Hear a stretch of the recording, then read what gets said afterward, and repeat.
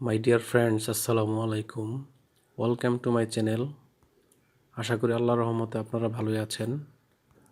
বন্ধুগণ, আজকে আমরা পেটে কৃমি হওয়ার কারণ এবং এর সমাধান সম্পর্কে আলোচনা করার চেষ্টা করব।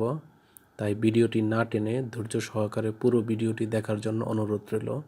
তবে ভিডিওটি শুরু করার আগে আপনাদের প্রতি অনুরোধ, আপনি যদি আমার চ্যানেলে নতুন হয়ে থাকেন তাহলে অবশ্যই চ্যানেলটি সাবস্ক্রাইব করে লাইক, কমেন্টস এবং শেয়ার করতে ভুলবেন না।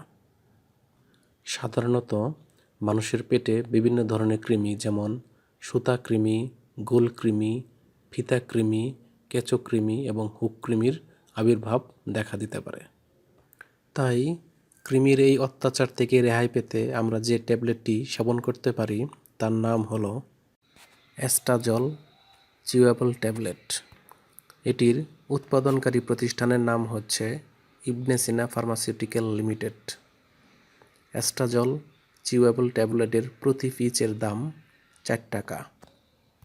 এটি ওরাল সাসপেনশন বা সিরাপ আকারেও পাওয়া যায়, যেটি 10 মিলিগ্রাম বোতলের। এটির দাম হচ্ছে 20 টাকা। খাওয়ার নিয়ম। এটি খাওয়ার নিয়ম হলো, যে সমস্ত শিশু বা বাচ্চাদের বয়স 2 বছরের নিচে তারা এটি খেতে পারবে না, এবং অন্যদিকে যাদের বয়স 2 বছর বা তার বেশি তাদের ক্ষেত্রে প্রতিদিন সকাল ও বিকাল একটি করে ট্যাবলেট 3 দিন সেবন করা যেতে পারে।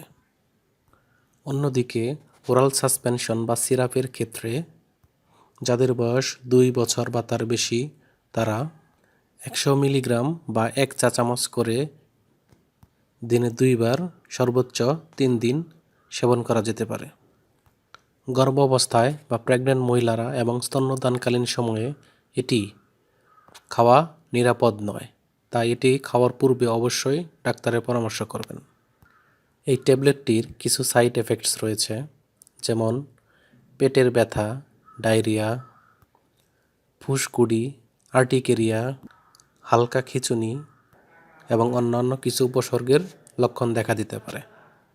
যে কোনো ঔষধ আলো থেকে দূরে এবং ঠান্ডা ও শুষ্ক স্থানে রাখতে হবে, এবং সকল ঔষধ শিশুদের হাতের নাগালের বাইরে রাখতে হবে। ধন্যবাদ।